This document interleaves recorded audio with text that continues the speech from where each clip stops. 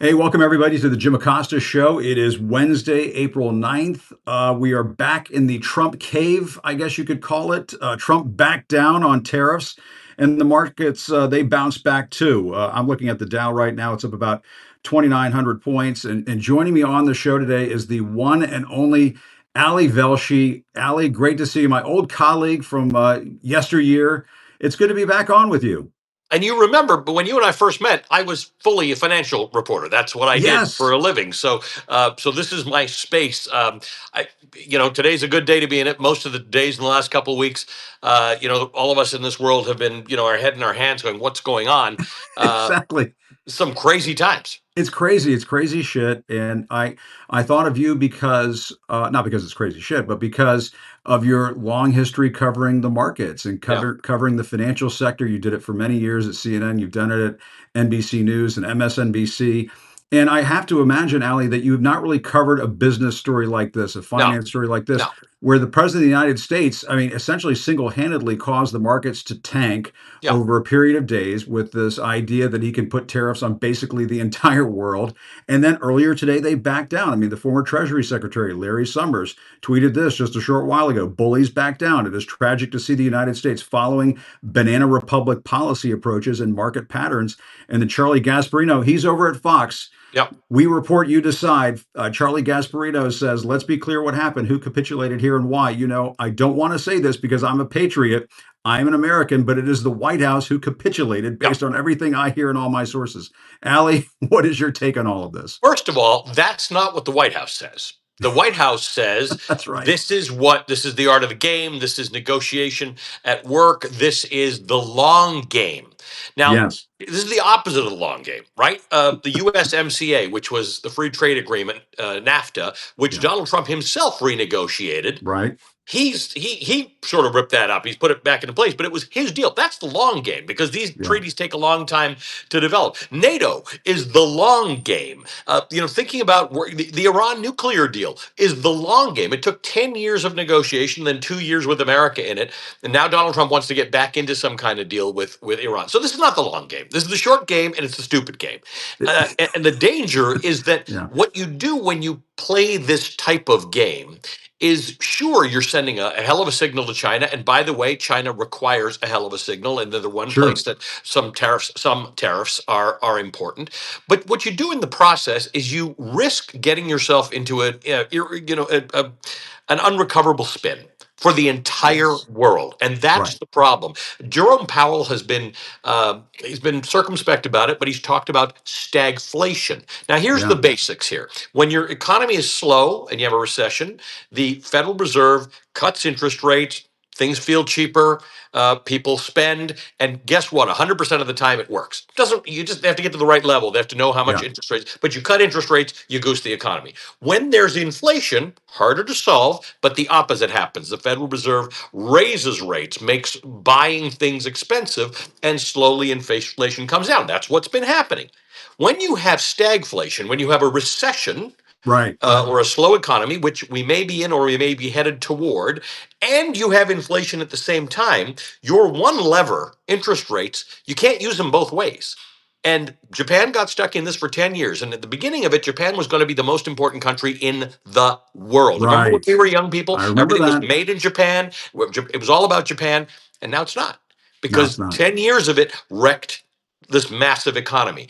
That's the danger. We either wreck someone else's Mm. economy or we wreck our own. This is not stuff you're supposed to play with randomly the way this administration is doing it. So it's no long game. It's not sophisticated. It's not part of a strategy. It's just chaos.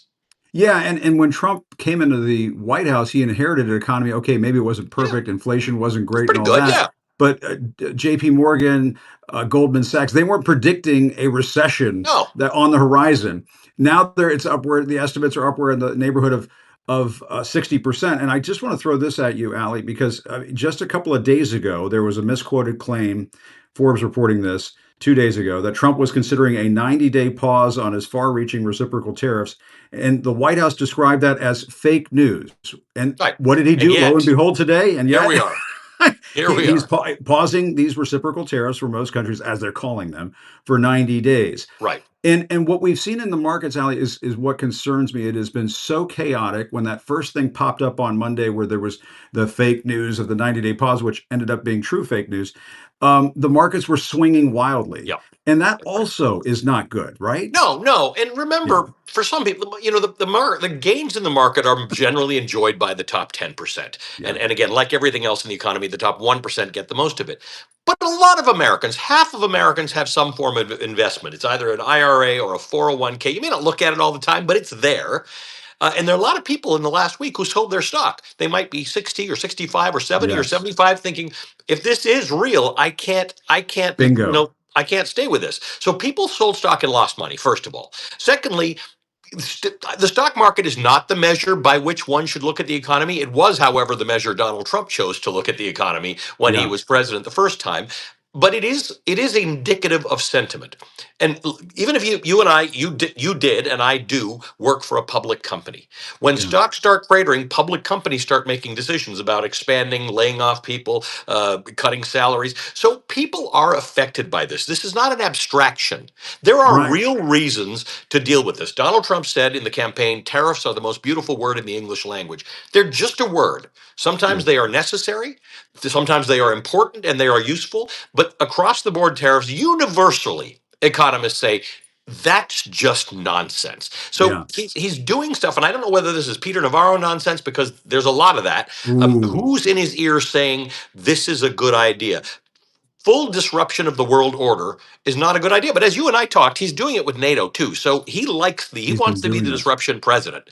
But this can be very dangerous. It's very hard to pull out of. It can be, and you mentioned Peter Navarro. I mean, Trump has put him front and center in this trade policy, and it just came out of the woodwork once again. This was reported a few years ago that Navarro had this bizarre nickname, Ron Vera. Hmm. I guess an alter ego. He had quoted this guy Ron Vera in some of his books, or in one of his books, and it was unearthed back in 2019 that he just made this guy up. Yep. And it's basically his name spelled backwards or upside down or whatever. And I'm thinking to myself, I remember covering the White House when Trump was there the first time around, and Peter Navarro was there, and why he was advising the White House on COVID policy during that time. Yeah. That will They always got him from astound me. Amazon. They literally That will got him from always Amazon. astound me. But he was Yeah. apparently advising Trump on these Yeah. tariffs and saying, "Oh, Trump's not going to back down on all this stuff." And this is a guy who made up this alter ego. It's Yes. just Yeah. nuts. Yeah. It's nuts. And the point is he's a China hawk. And again, we have to separate the idea that Yeah, there validity, because often you've covered Trump for a long time. There's often some validity in a sentiment that he has, right? So sure. China floods the world with a lot of goods, and electric vehicles are one of them. And Yeah, there's probably something that should be done about that, because the Chinese, the BYD electric vehicle, their cheapest one is $12,500. So if you put 100% tariff on it, it's $24,000, $25,000, which is still less than you can buy an EV for in the United States. So if we'd like to have an EV economy, there are going to have to be tariffs. However, I grew up in Canada. You don't put tariffs on oranges because you can't grow oranges in Canada, right? So if you right. like oranges, the oranges come in for free, and you sell America potash, which is fertilizer, Sure. because we do have more of it. We sell America lumber. It's a complicated thing. I just came back from Central Asia. I was on the old Silk Road, right? That's where they mastered the stuff. China has this. Rome needs this. Turkey needs this. We trade the things with each other that we need. We put a Yeah. 50% tariff on the country of Lesotho, the landlocked country of Lesotho, right? Landlocked by South Africa, where their Right. major industry is women who from home sew textiles for Chinese owned companies that get Yeah. sold as like jeans or t-shirts in the United States. So we're punishing them for those jobs, which we don't want in America. We are not looking. If you No, look, we have a exactly. 4% unemployment rate. We'd like some more manufacturing jobs, some because we'd like the jobs, and some because we need to make things like semiconductors and important things in America, so that if there's another COVID, we have a secure supply chain.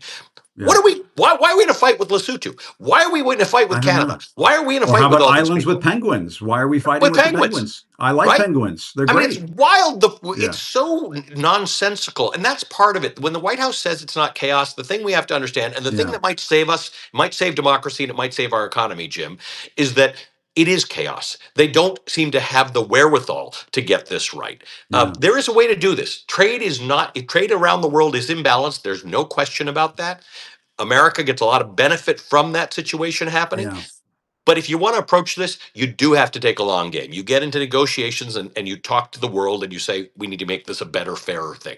Yeah, there are a couple of thoughts that come to mind. One is it's sort of like that line from The Dark Knight when the Joker says, "You think I have a plan?" I mean, there are times when I think Donald Trump is, basically operating with that mindset. He's just chaotically careening from Right. one thought to another in his head.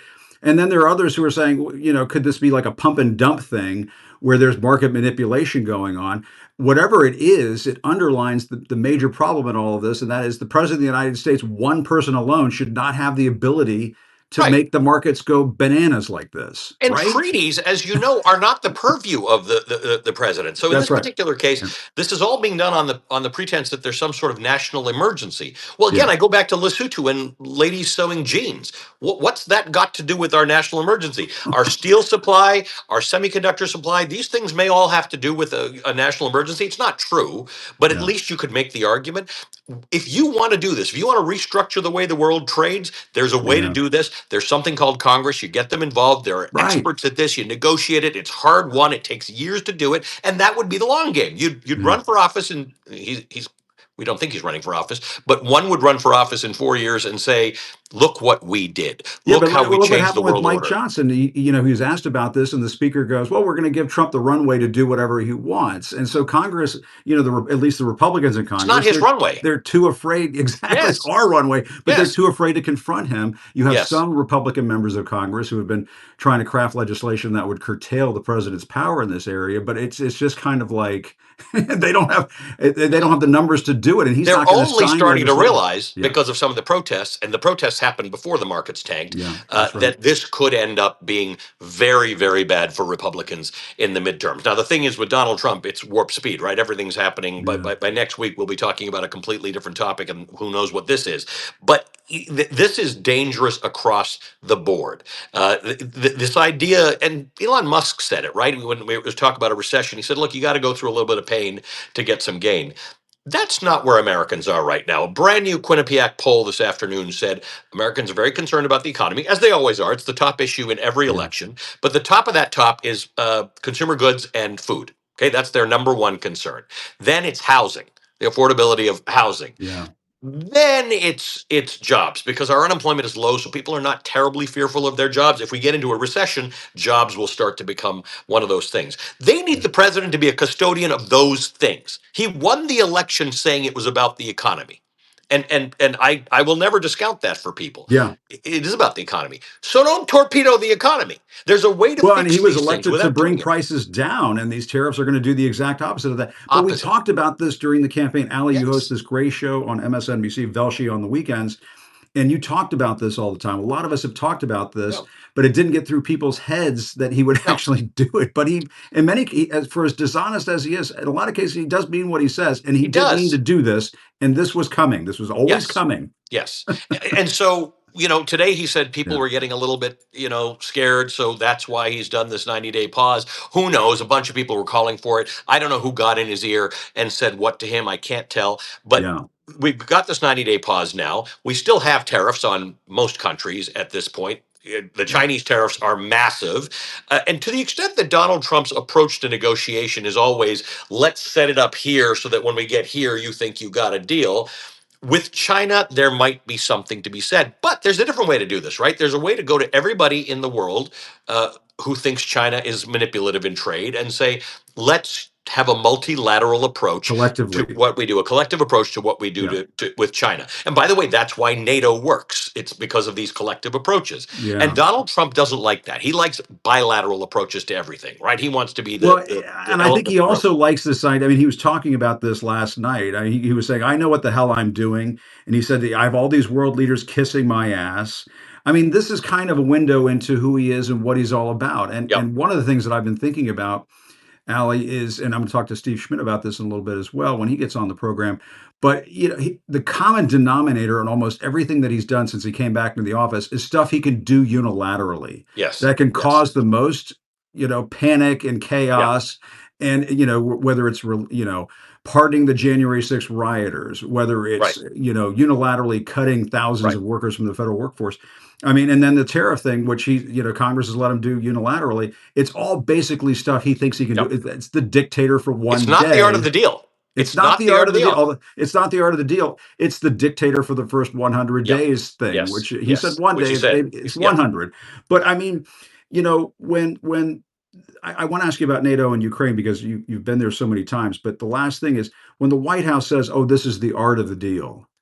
I mean, No. No. that's bullshit, right? Yeah, right. Because what Trump said today in announcing the 90 days, the pause, is he talked about how many countries. I think he said 70 or 75 countries have called Yeah, us and said they want to negotiate. Well, that's the normal course of events. Trade representatives talk of to each other course. all the time, and they Yeah, would have called and said, "We're not really keen on this whole sort of thing. How do we work it out?" That doesn't. It's not capitulating. That's what they do for a living. I will tell you. You look up north to Canada, where I come from.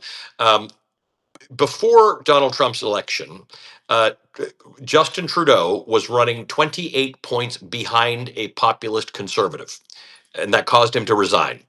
yeah, Donald Trump gets elected. They put Mark Carney into the job. Carney was the head of the Bank of Canada and the head of the Bank of England. Boring jobs, but if you're worried about your economy, exactly the kind of person you want. Now yeah, Carney's the polling indicates that it'll probably be a liberal majority government in Canada because Canada has said the populist guy was interesting for a minute, but now we've seen how that works in the United States. We'd like zero of it. We would yeah, like a custodian of the economy who can get things done. And Americans are yeah, soon going to say we would like a custodian of the economy who can get things done. They're not always hot and sexy, but they need to be done. yeah, That doesn't appear to be what we have. We got a yeah. guy who comes out with a six shooter in every direction every day. Yeah, It's yeah, not. sort of I the mean, Yosemite Sam yeah. school of government. The other thing is, I mean, when they say the art of the deal, it's laughable. It's the art of the squeal. I mean, all of his Yeah. buddies on Wall Street were screaming at him, and I think he just relented, and that may just be what happened here. And let's talk about Ukraine. Ali, you've been there several times now. When he had Zelensky in the Oval Office the other day, I'm sure that just what you must have just been like, Ugh. face palm. Never seen At, anything like that. and this idea that you can cut a deal with Putin without Zelensky at the table, without Ukraine Yep. at the table, which seems to be the thrust of what Trump is doing, just seems to be Yep. doomed to fail Yep. and hurt the Ukrainians in the process. Yeah. By the way, China tried to do this Yeah, year and a half, 2 years ago, I think it was, yeah, and Biden and the rest of the countries, not only NATO but the other countries that are involved in this effort, said no, no.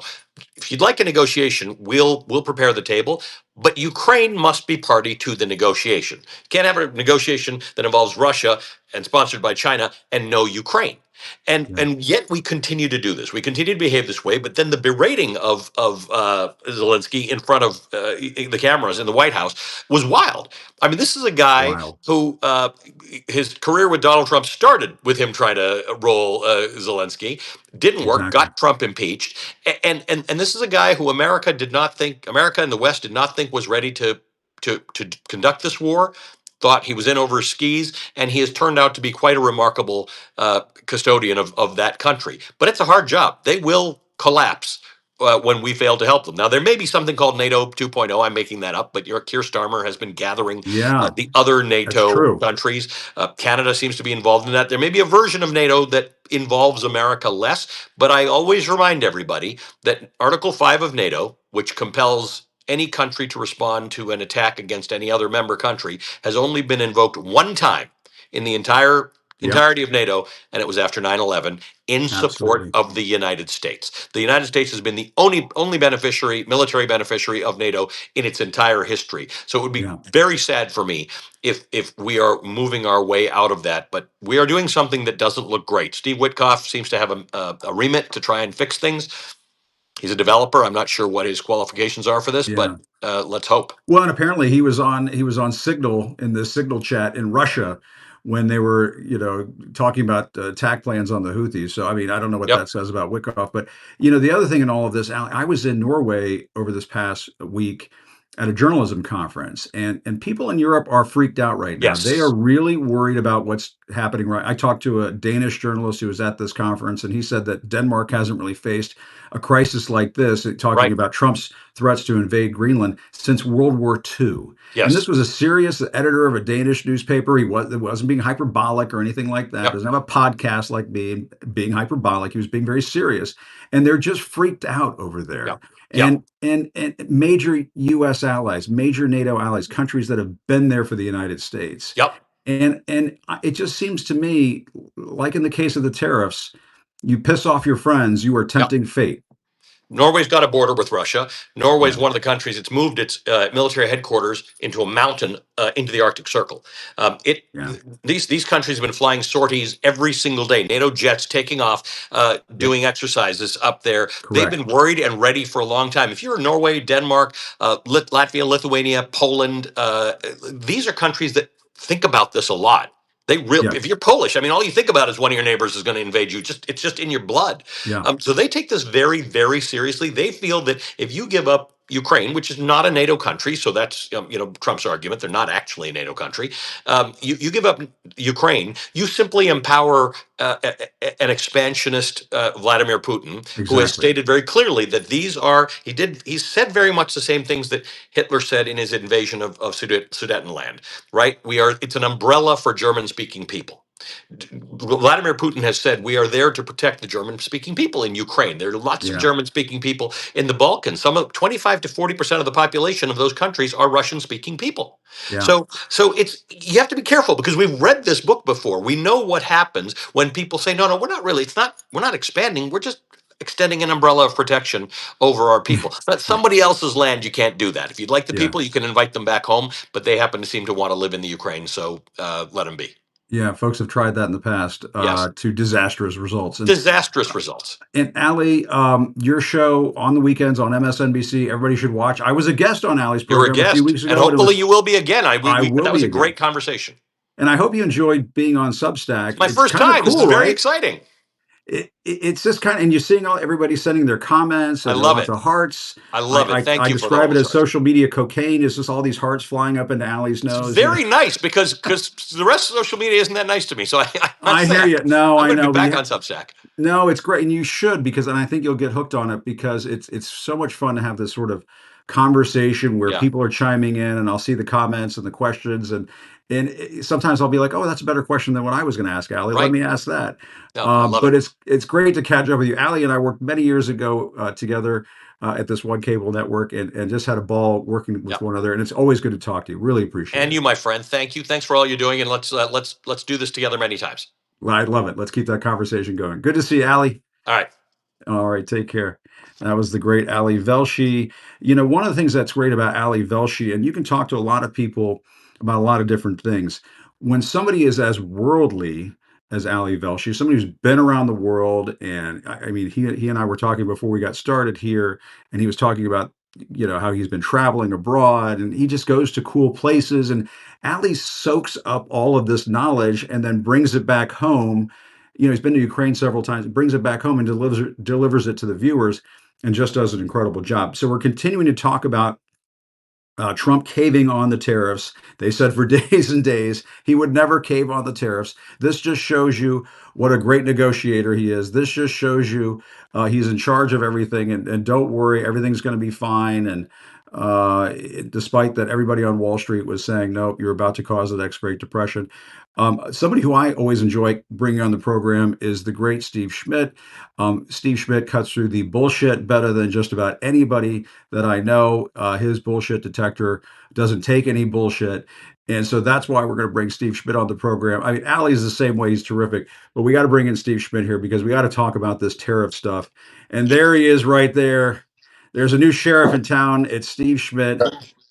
How are you, man? I'm good. How are you? Hello from I'm, Tulsa, Oklahoma. oh, good. Oh, okay. Can we ask what's going on in Tulsa, or maybe I shouldn't? Beto O'Rourke and I are speaking tomorrow together Great. to an audience here off of Black Wall Street, which was burned to the ground by the Ku Klux Klan in 1921.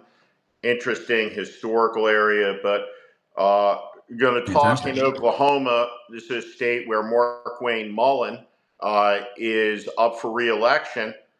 And my political take on this is there are no safe seats in 2026.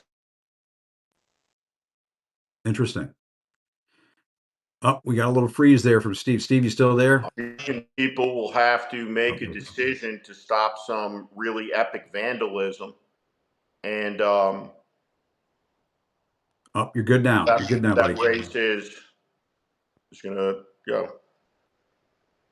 Well, I'm gonna let your signal stabilize there a little bit there, but that I think what you're saying is absolutely right, Steve. As we wait for your thing to stabilize there are no safe seats. And Ali Velshi was just talking about this a few moments ago, where it looked like, leadership in Canada was going to change to the other party. And then people up in Canada said, you know what Donald Trump is doing down in America, we don't want that up here. And so we'll bring in Prime Minister Carney. But I mean, when you look at this tariff situation, I have to think your head is about to explode, but at the same time, you and I have been talking for many months now. This was entirely predictable, and we're not out of the woods. They're celebrating over at the White House. They're celebrating not causing a Great Depression. Way to go, guys! Well, the 27-year-old White House press secretary said what happened today was the fault of the media, who caused a panic because they don't understand the art of the deal. Yeah, And I guess my question is, aside from the branding deals, where a schlepper like Trump was able to associate his name with luxury in the minds of a substantial enough portion of the population, aside from that, which I think is an incredible deal at some level, incomprehensible, but that's not the type of deal making they're talking about. What are the deals? What are they? What was the deal in Atlantic City? What deal has Donald Trump ever been involved in? And I exactly. guess That's I have right. a question for you as a White House correspondent, Yeah, right? Because I don't understand why anyone in that room. Well, what deal? yeah. What's What the deal murder? here? I, What is? And so it's all nonsense. it's all nonsense. Nothing has stopped today, by the way. There's no reprieve. There's no 90-day reprieve from the incoherence, Yeah, from the madness, from the sycophancy, from the vandalism of these institutions, the full spectrum attack on American liberty, on American democracy, American institutions by his yes men and women, the fecklessness of the opposition. I just drove across the country, and I went to Medgar Evers' house in Mississippi. mm, And standing in Medgar Evers' driveway, I thought about politics. The truth of the matter is, Mississippi governor's race could have been won by the Democratic Party. Could have had a yeah, Governor Presley there. But the Democratic Party is not a national party. And the United States of America badly needs a national opposition movement. It's not a national yeah, party. It's a yeah, regional party, it's a coastal party, but it's disinvested from Mississippi, from Oklahoma. It's turned its back on state after state. Democratic Party is invisible in the yeah, Intermountain West. It's invisible in the South. It's yeah. invisible in the Midwest. And That's very so, true. and so this disaster, and it is a disaster, obliterates in a profound way the Hatfield and the McCoy arguments over stupidity that we've been yoked to for a long time. And now we're going to have to take care of this as the American people, and we will. Yeah, This is not the end of this, and what side will win is not in doubt. yeah, The cost of the damage is unknown, and the anxiety is of the unknown, because the thing that we know about the unknown is that terrible things are coming. And yeah, they're coming because of the character virus, because of the cowardice, the cancer of all of this. Madness on TV, watching these government spokespeople scream Oh, at the American people, yeah. Howard Lutnick. And so, for example, if you're a news executive, and I'm going to go out on a limb here, like way out, and I'm going to say that there's a responsible party somewhere, at least one person in every American newsroom. I'm going to be an optimist. Yeah. What I want that person to think about tonight is saying, no, we're not going to have Howard Lutnick back on our air. Yeah.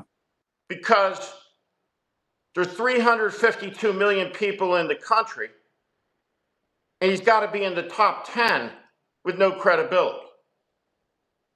There's And no so, question. Yeah. And so we're watching a show that's going to have deadly consequences. And so what you just saw today, this capitulation by Trump, and it is a capitulation. Yeah. He's got no stomach. He's got no stamina. He's got no toughness. I mean, you think about presidential staying power. I could sit here and tell you stories for 7 hours about Abraham Lincoln. The Union Army didn't win a battle for 2 years. Yeah. Right? This is a weak man. He's an imbecile. Yeah. His theories are madness. Well, and this will continue to get worse. Yeah, no, I was saying at the top of the program, I mean, Charlie Gasparino, Fox senior business correspondent, said on their air, let's be clear what happened, who capitulated here and why. You know, I don't want to say this because I'm a patriot, I'm an American, but it is the White House who capitulated based on everything I hear in all my sources. So, I mean, for all the run up to this, when Trump was saying, I know what the hell I'm doing, they're kissing my ass, all of that stuff, he was talking like a guy. He was talking out of his ass, but he was talking like a guy who was not going to back down.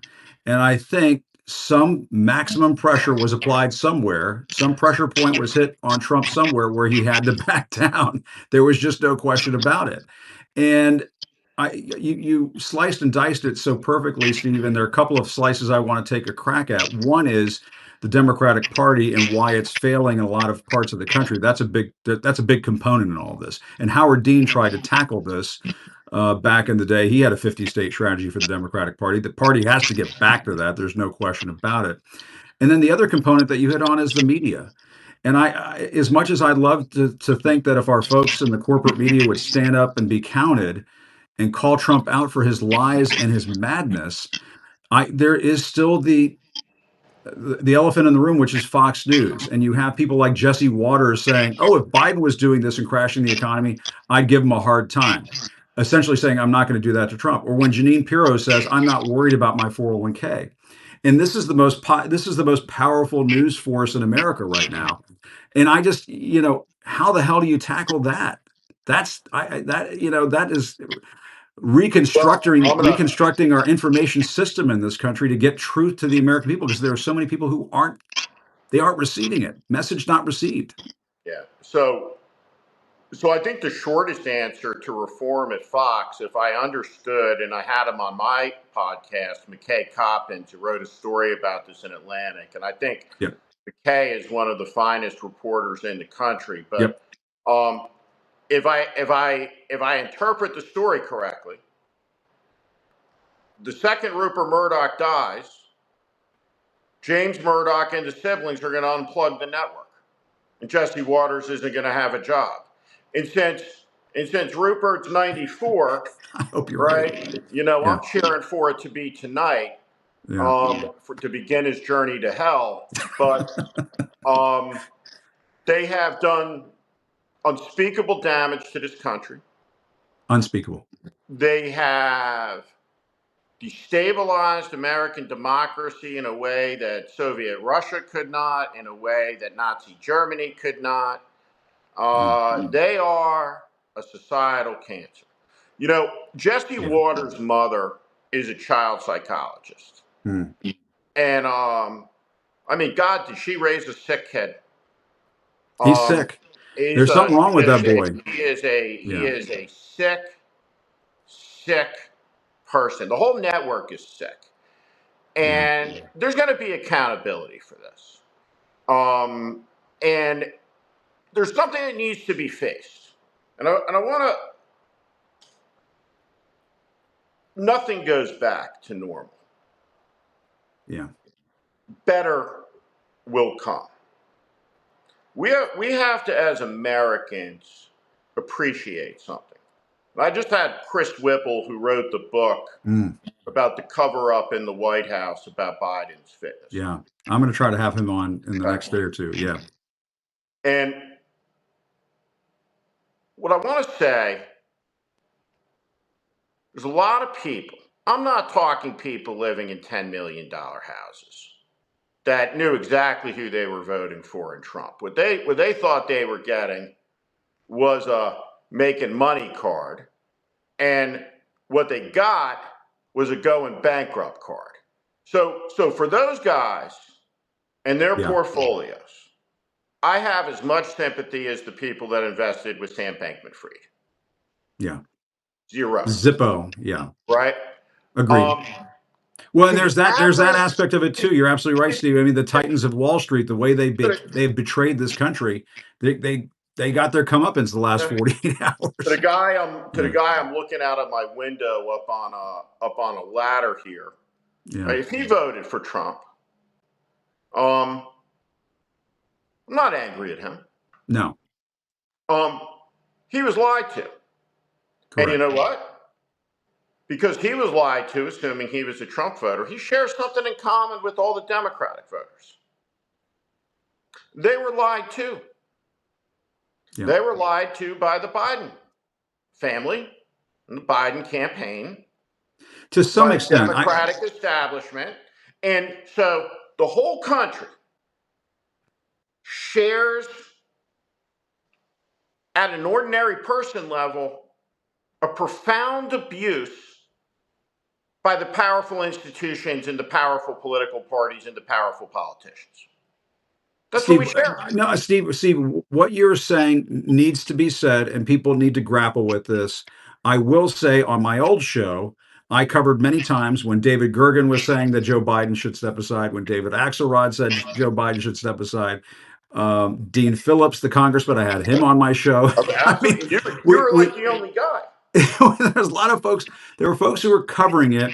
I think there was a stubbornness on the part of Joe Biden. He just did not want to give it up, and he said he would. He said he would be a bridge, and I think fundamentally that is part of what resulted in Donald Trump getting back in the White House. I will also say that Kamala Harris got so very close. It is wildly overestimated by so many people what Donald Trump accomplished on election night. It obviously was not a landslide.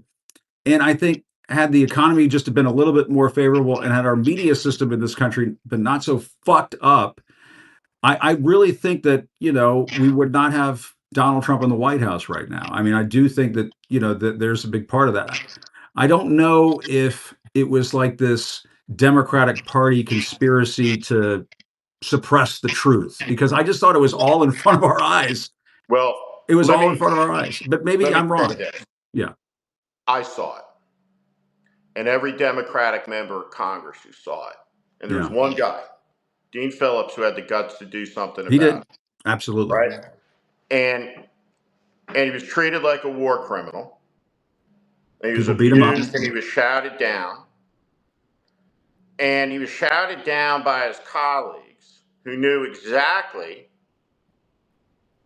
what he was saying was true because they all saw the same thing. Yeah. They were all in the same meetings. And let me add on. It's not just Anita Dunn and Steve Ricchetti and Mike Donnellan and Ron Klain. And you go in the book, perfectly clear, Ron Klain knows the president is feebled. That's where I think the failure lies. It was the circle around Biden that should have said, Mr. President, time is up. We got to go. This is it. There's no time to have a primary process. If we do it now, maybe we can have a mini primary process. That conversation should have happened in January of 2024. No question about it. There's no question. Right. Yeah, And there's so, no but question. Yeah. beyond that, But that's kind of, we're let's kind of like, that's water under the bridge to some extent, along with the rest of the here's village too. Yeah. here's the thing about it, right? This is the Yeah. fundamental question to beat him in 2028. So Yeah. Tim Walz just went on CNN and he was asked a question by Jake Tapper. And the question is like, well, what happened here? Why did you lose? And Walz's answer is utter gibberish. It's incoherent, Yeah. right? It's as incoherent as anything that comes out of the mouth of Tulsi Gabbard or any of these other people, Yeah. right? So in 2016, Jeb Bush is asked a question. And the question he's asked in the debate is, knowing then what we know now, will we have invaded Iraq again? Yeah. So, you know what? In 2016, the answer to the question was settled. It was fuck no. It was Yeah. a monstrous mistake. But that's not what the question was. The question was, will you tell the truth to the American people about this? Yeah. Or will you defer to your brother's feelings? The Yeah. question about Biden's fitness is, while chaos is in flames around us from Trump, you, Tim Walz, a governor of Minnesota who's on the national ticket, on Yeah. CNN, who's clearly running for president, I'm going to ask you a question. Well, yeah. What happened? And you Well, know what? He lied. he couldn't answer. He Right? could. No, I agree with you. Boom. I agree. Tim Walz, dead Yeah, politically. I agree with Done. you. I think that what you're saying is true. I think one of the things, though, Steve, and I see folks chiming in and saying, why don't we talk about the protests that have been rising up and stuff like that? I am going to do that. And actually, in just a few moments, I'm going to bring in Kristen Crowell, who is with the organization Fair Fair Share America. She's going to be one of the organizing groups holding a rally down in Washington, here in Washington tomorrow. We're going to talk to her in just a moment about all this.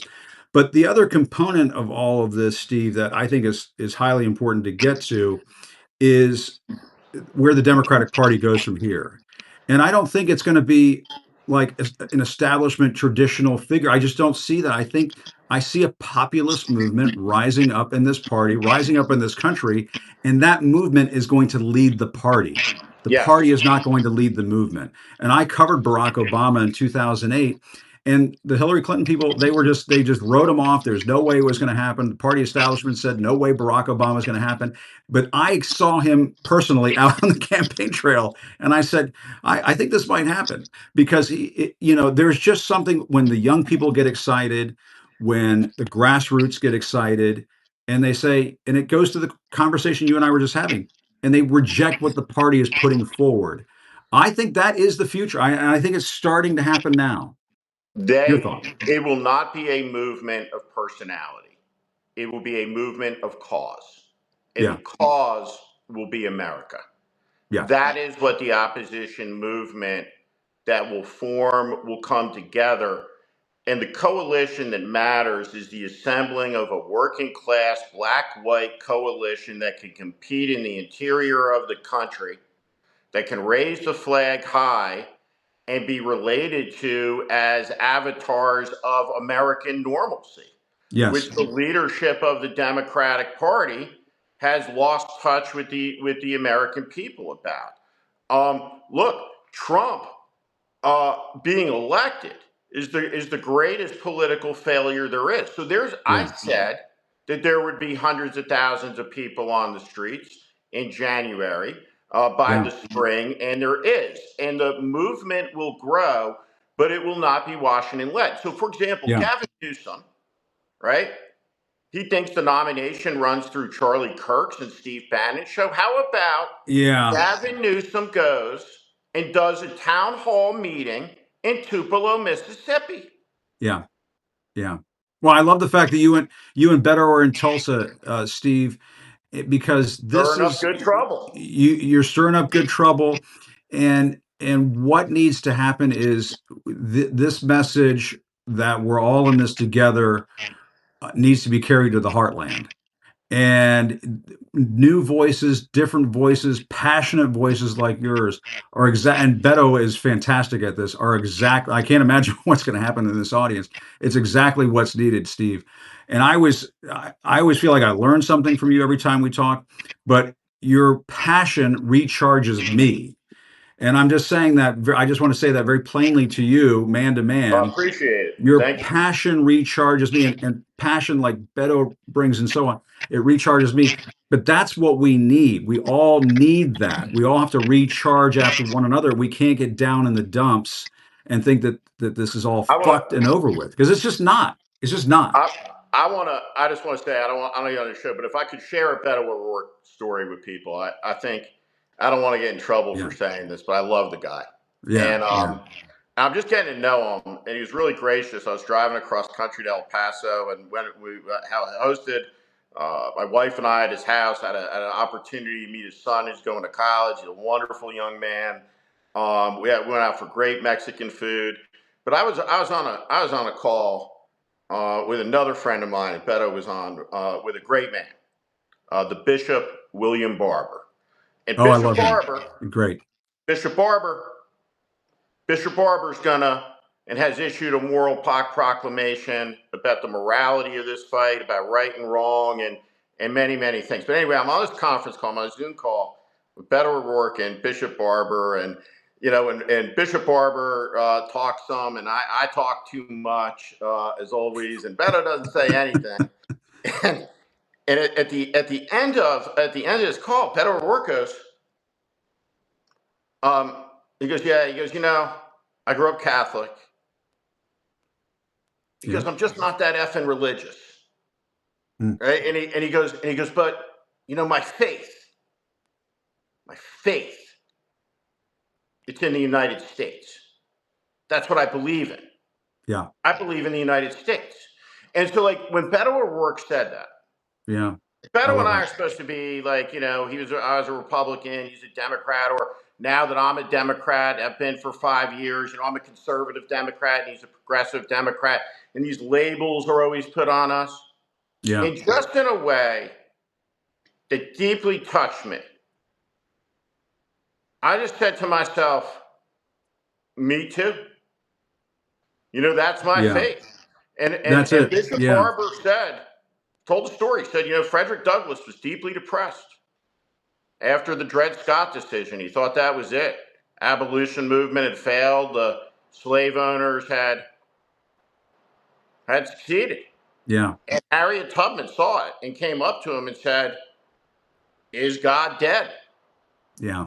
Frederick Douglass knew instantly that he had been guilty of a form of idolatry. He put his faith in institutions. And so he gives this speech.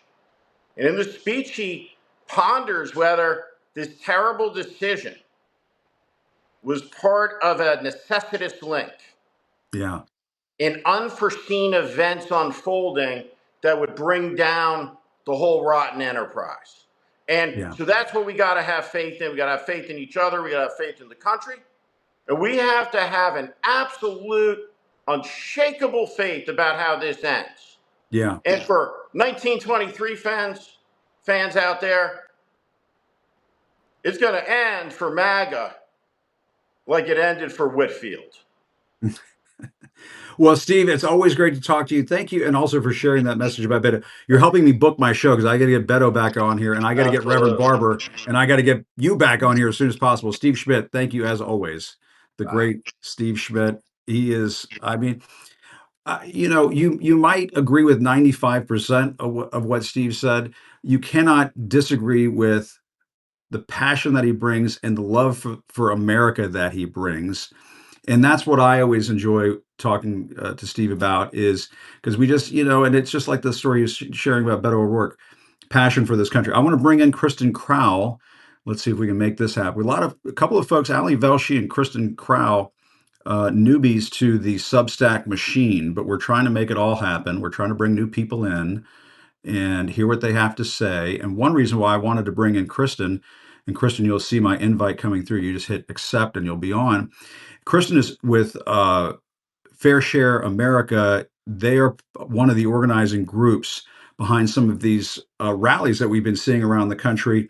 And they are doing one here in Washington tomorrow up at the Capitol to talk about basically to say this is what the rally is going to be all about. They're saying no to tax breaks for billionaires and corporations, and they're going to be having this event up on the Capitol tomorrow. And there's Kristen right there. Hey, Kristen, how are you?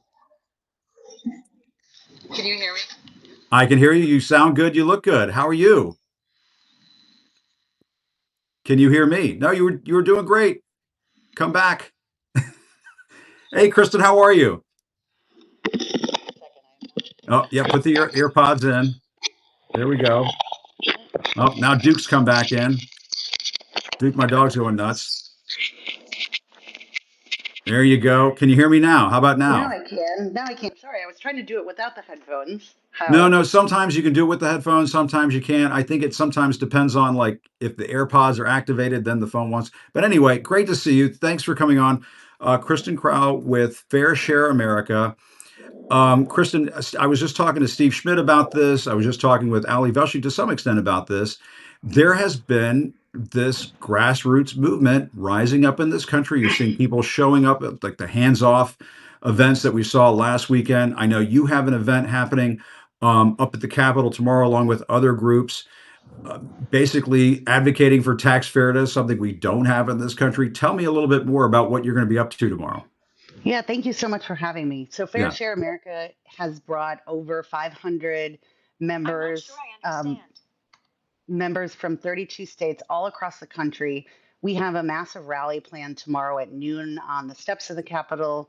And then delegations are going to meet with nearly 200 members of Congress, their representatives, especially those that'll meet with them. We know that some members of the GOP are refusing to meet with their constituents Yeah. to really share the anger and outrage at this GOP budget bill that would put trillions of dollars of our tax dollars into the hands of billionaires at the expense of things like healthcare, food supports, public education.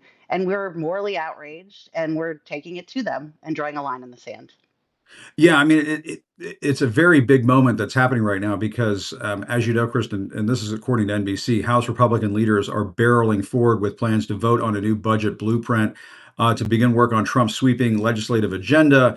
And it's far from clear whether Speaker Mike Johnson will be able to corral enough votes.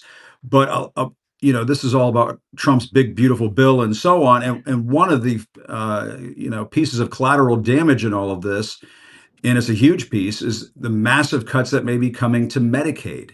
Yes. And you're hearing from members of Congress who are saying, hell no, you better not touch Medicaid because you're going to affect rural hospitals in my district. And that's why you're seeing even some Republicans rise up and say, no thanks, that's not going to happen. Talk about what the fallout might be of this legislation if they have to try to pay for a lot of these tax breaks on the backs of hardworking Americans when it comes to important programs like Medicaid, SNAP, and so on.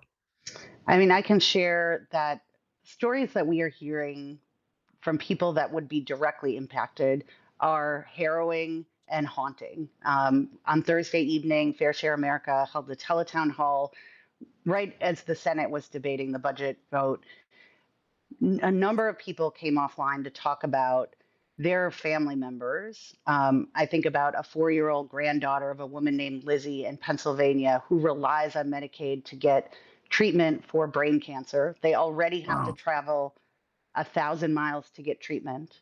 They Wow. also rely on SNAP for food assistance, and they are paranoid, petrified, terrified that if these cuts are enacted, what will happen to that little baby girl, that 4-year-old girl? And will she get her treatment? And will she be able not just to, this is life or death.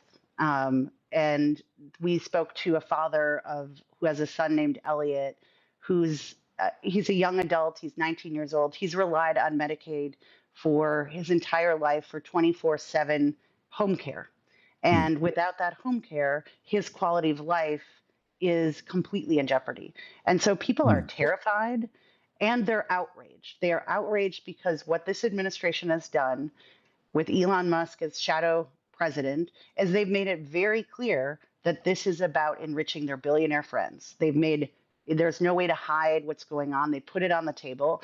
And we also speak with voters who and constituents who voted for Donald Trump a few Yeah. months ago with promises that their lives would be better, that they would be looked after, and to do a 180 and feel just slapped in the face.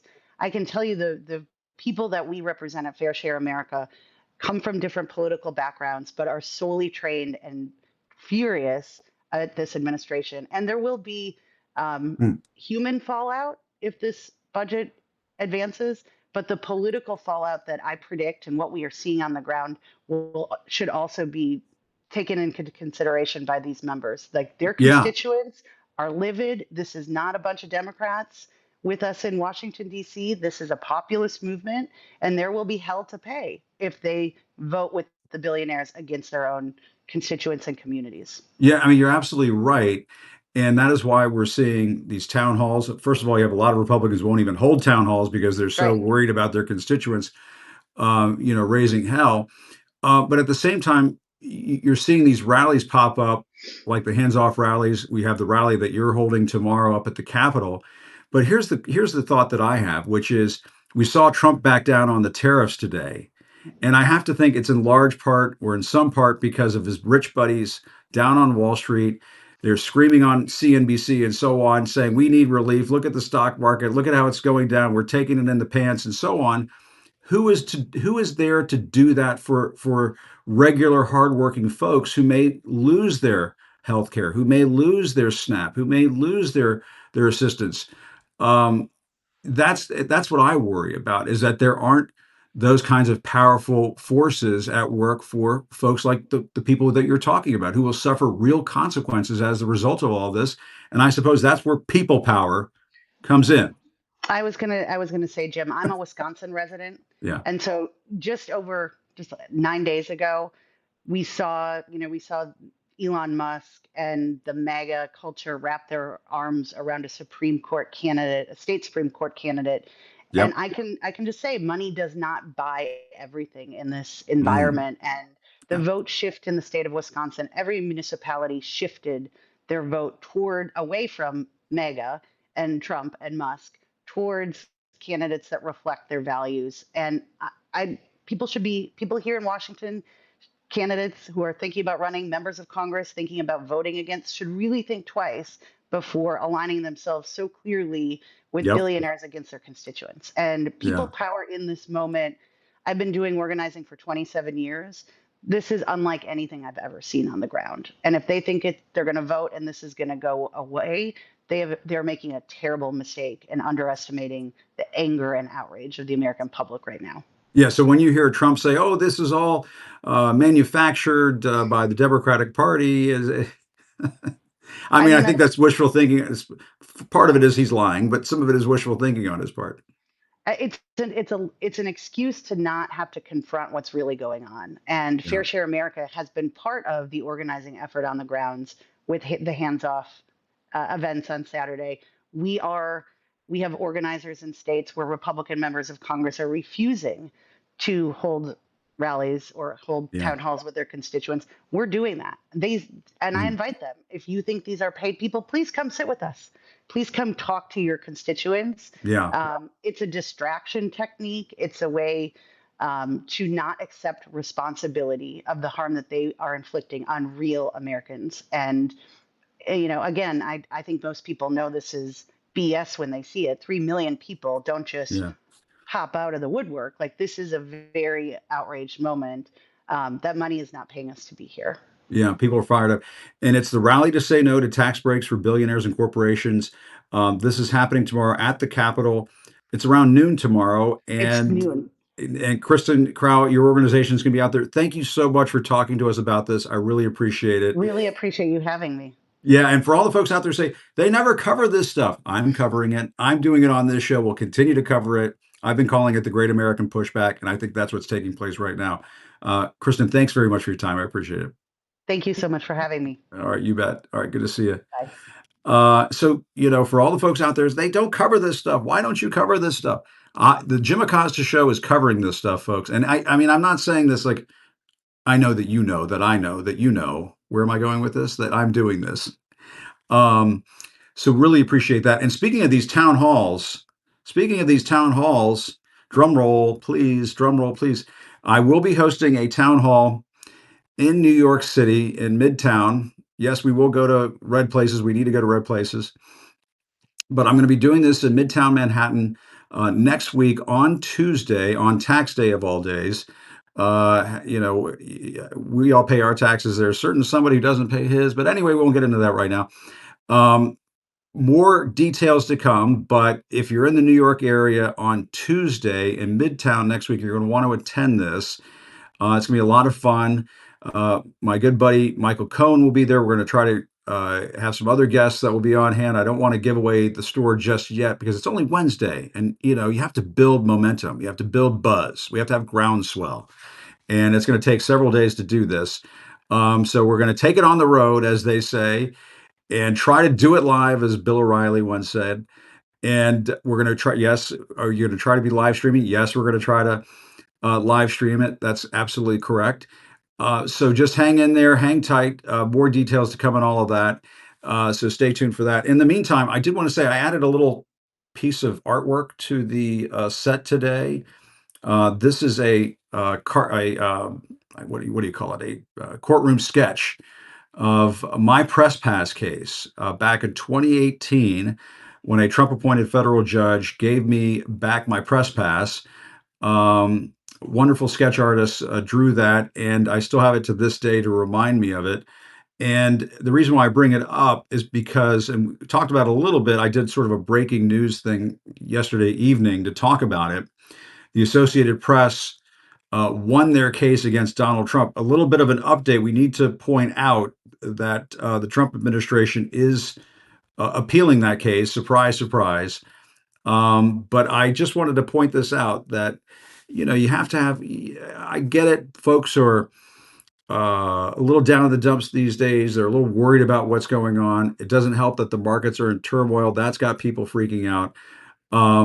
But you have to have a little bit of faith that, we do still have some of the pieces of the puzzle here to carry us through this moment in our lives. And it is difficult. There's no question about it.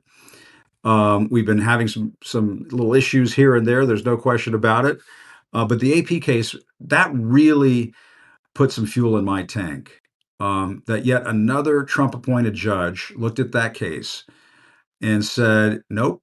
Just because Donald Trump wants to call it the Gulf of America, doesn't mean we all have to call it the Gulf of America." As I was saying during my breaking news edition of the Jim Acosta Show yesterday evening, we don't have to make your bullshit our bullshit. That's the American way. So we'll see how that case twists and turns. But I did want to point out, I did add a little artwork to the repertoire, to the motif here, to the Doge, to my own Doge here. So you guys can check that out. But in the meantime, I want to thank everybody for tuning in today. My thanks to Ali Velshi. Please watch his program every weekend on MSNBC. Really appreciate him bringing all that expertise. And Steve Schmidt. I mean, ladies and gentlemen, whenever we bring Steve Schmidt on, we learn something, but I think we also absorb the passion that he brings to the table. And yes, somebody was just chiming in and saying, not on our watch. As I was saying last night, not on our watch, not on our watch. Presidents do cave. Yes, they do cave. And we saw that in full force today. And of course, Kristen Crowell, thanks very much for being on the program as well. Everybody, thanks so much for tuning in. Still reporting from Washington. I don't know why I couldn't get Duke in here today. He charged in here towards the end of the program. But in the meantime, still reporting from Washington, I'm Jim Acosta. Thanks, everybody, for tuning in. Have a great evening. Bye-bye.